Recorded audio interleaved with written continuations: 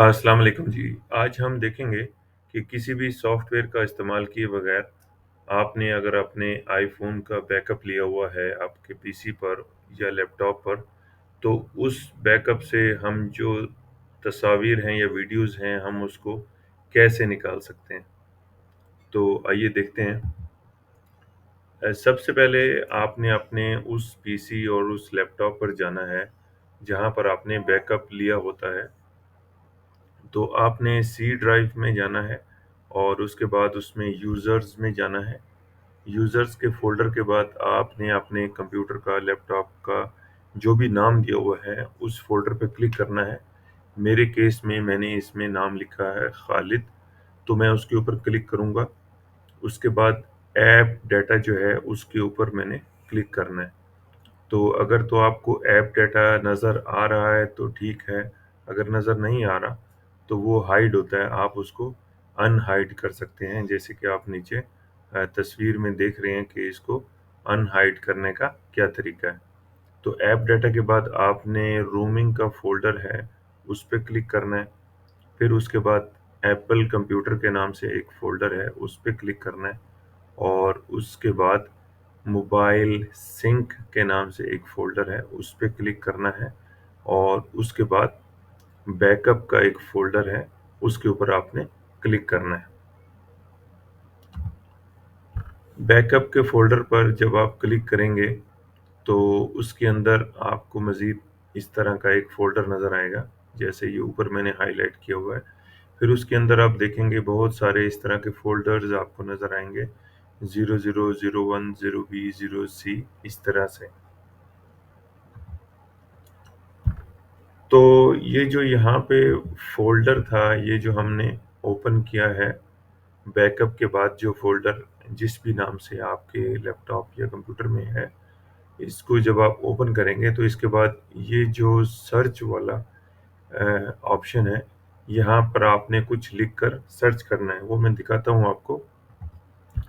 तो यहाँ पर आपने ये 3 चीज़ें लिखनी है, स्टार, डॉट, स्टार। इनके दरमियान में कोई स्पेस नहीं है, तो ये यहाँ पर आपने सर्च में लिखना है। तो सर्च में आप जैसे ही लिखेंगे, तो उसके बाद आपको ये बहुत सारे फ़ोल्डर्स और इस तरह आप नीचे जाएँगे तो यहाँ पर लेफ्ट साइड पर आप देख सकते हैं 27,000 आइटम्स हैं ये इसके अंदर। तो आपने इसको स्क्रॉल डाउन करना है नीचे की तरफ। ये जो येलो कलर के फ़ोल्डर्स लिखे हुए हैं, इन सबको छोड़ देना है। हमने स्क्रॉल डाउन करना है। स्क्रॉल डाउन करते-करते जैसे ही ये येलो फ़ोल्डर्स खत्म होते हैं, तो इस तरह के ये व्हाइट पेपर की तरह से आपको ये फाइल्स नज़र आना शुरू हो जाएँगी। इसके ऊपर ये इस तरह से नाम होता है इनका। ये काफ़ी डिफ़िकल्ट सा नाम है, इतना बड़ा। तो ये जब फाइलें आपको नज़र आना शुरू हो जाएँ, तो आपने ये शुरू से लेके नीचे स्क्रॉल करके इसकी जितनी भी लास्ट तक इस तरह की जो भी ये व्हाइट पेपर वाली फाइल है, सबको आपने कॉपी कर लेना है या कट कर लेना है और उसको पेस्ट करना है एक नए फ़ोल्डर में बना के।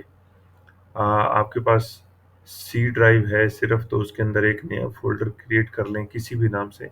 जैसे मैंने क्रिएट किया न्यू फ़ोल्डर या मेरे लैपटॉप में डी ड्राइव बनी हुई है, तो आप डी ड्राइव के अंदर जाके न्यू फ़ोल्डर क्रिएट कर लेंगे, ये डिपेंड करता है। बहुत सारे पीसीज़ कंप्यूटर्स होते हैं जिनके ऊपर सिर्फ़ सी ड्राइव होती है, डी ड्राइव नहीं होती। तो अगर सिर्फ़ सी ड्राइव है तो सी ड्राइव में जाके न्यू फ़ोल्डर क्रिएट कर लें। अगर डी है, ई है, एफ है, कुछ भी है तो उसमें जाके एक नया फ़ोल्डर क्रिएट कर लें और ये जो सारी फाइल्स हैं व्हाइट पेपर वाली, इनको कट करके उसके अंदर पेस्ट कर दें। तो ये मैंने सारी वो फाइल्स वहाँ से कट करके ये दिस पीसी और डी ड्राइव में आके नया फ़ोल्डर क्रिएट किया था, न्यू फ़ोल्डर, उसमें ये सारी फाइल्स मैंने पेस्ट कर दी। तो ये टोटल फाइल्स हैं 43,000। तो अब आपने अपने लैपटॉप या कंप्यूटर में नीचे जो सर्च का ऑप्शन होता है, यहाँ पर लिखना है कमांड। तो जैसे आप कमांड लिखेंगे, तो यहाँ पर ये इस तरह से कमांड प्रॉम्प्ट आ जाएगा, आपने इसको सिलेक्ट करना है। तो इसके बाद यहाँ पर इस तरह से आपका जो कंप्यूटर का नाम है, ये यहाँ पर इस तरह से करके ख़त्म हो जाता है। तो यहाँ पर आपने उस कंप्यूटर की ड्राइव का नाम लिखना है, जिसके अंदर आपने पिछले स्टेप में वो नया फ़ोल्डर क्रिएट किया था। तो मेरे केस में मैंने डी ड्राइव के अंदर, जैसे पीछे आपने देखा, वहाँ पर एक फ़ोल्डर क्रिएट किया है। तो यहाँ पर मैं डी ड्राइव लिखूँगा और बगैर किसी स्पेस के ये वाला जो साइन है, इसको कीबोर्ड से लिखकर एंटर एंटर कर दूँगा। तो एंटर करने के बाद जब आपको ये चीज़ नज़र आना शुरू हो जाए, तो इसका मतलब है आपकी जो कमांड है वो रेडी है नेक्स्ट स्टेप के लिए। तो इसके बाद आपने यहाँ पर लिखना है CD और फिर एक स्पेस देनी है और फिर उस फ़ोल्डर का नाम लिखना है जो आपने पीछे क्रिएट किया था। वो कुछ भी नाम हो सकता है। मैंने उसका नाम न्यू फ़ोल्डर रखा था, तो मैं वही टाइप कर दूँगा, न्यू फ़ोल्डर। आपने न्यू अंडरस्कोर फ़ोल्डर है, न्यू स्पेस फ़ोल्डर है, जो भी है, वो यहाँ पर इस तरीके से टाइप करना है और फिर एंटर प्रेस कर देना है। तो उसके बाद आप देखेंगे ये लाइन खुद ब खुद इस तरीके से आ जाएगी यहाँ पर। तो इसके बाद जो है आपने टाइप करना है REN और यहाँ पर एक स्पेस देनी है और यहाँ पर स्टार डॉट स्टार, इनके दरमियान में यहाँ पर कोई स्पेस नहीं है। यहाँ पर इस स्टार के बाद आपने यहाँ पर एक स्पेस देनी है और फिर उसके बाद लिखना है स्टार डॉट JPG। ये फाइल फॉर्मेट होता है। तो आपने जो बैकअप लिया हुआ है, वो सारे के सारे फ़ोटोज़ भी हो सकते हैं, सारे के सारी वीडियोज़ भी हो सकती हैं, फ़ोटोज़ प्लस वीडियोज़ दोनों भी हो सकते हैं। तो मैं यहाँ पर ये कमांड लिखकर और इसको एंटर कर दूँगा। एंटर करने के बाद आप थोड़ा-सा इंतज़ार करेंगे, वो डिपेंड करता है आपकी कितनी फ़ाइल्स हैं। मेरे केस में 43,000 फ़ाइल्स हैं। तो मैंने वो एंटर प्रेस करने के बाद दोबारा से इस फ़ोल्डर को ओपन किया, डी ड्राइव न्यू फ़ोल्डर। ये थोड़ा-सा टाइम लेता है, आप इसको यहाँ पर राइट क्लिक करके रिफ्रेश भी कर सकते हैं। तो आप देख रहे हैं कि यहाँ पर ये ऑटोमेटिकली वो जो सारी फाइल्स आ रही थी 00 वो वाइट पेपर वाली, वो फ़ोटोज़ में कन्वर्ट होना शुरू हो गई हैं। आप इसको स्क्रॉल डाउन करेंगे तो आपको ये सारे 43,000 फ़ोटोज़ आपके नज़र आ जाएँगे।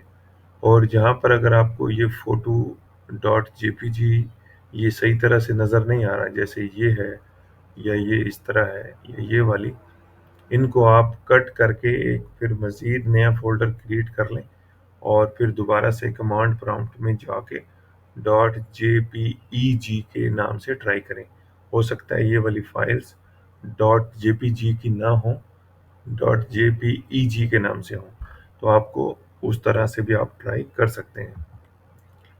तो जब ये कमांड खुद ब खुद ख़त्म हो जाए और ये नई लाइन अपीयर हो जाए कमांड प्रॉम्प्ट के अंदर, तो उस वक़्त उसके बाद आपने दोबारा से एक नई कमांड लिखनी है REN space star space star dot MP4।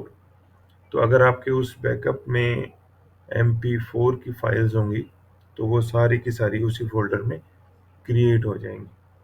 तो इस तरीके से आपकी जितनी भी फ़ाइल टाइप्स हैं, उसको आप अच्छे तरीके से एक्सट्रैक्ट कर सकते हैं। उम्मीद है ये शॉर्ट वीडियो आपको पसंद आई होगी। अगर मैं कुछ बताना भूल गया हूँ या आपको किसी चीज़ की समझ नहीं आई, तो आप कमेंट करके मुझसे पूछ सकते हैं। Thank you very much.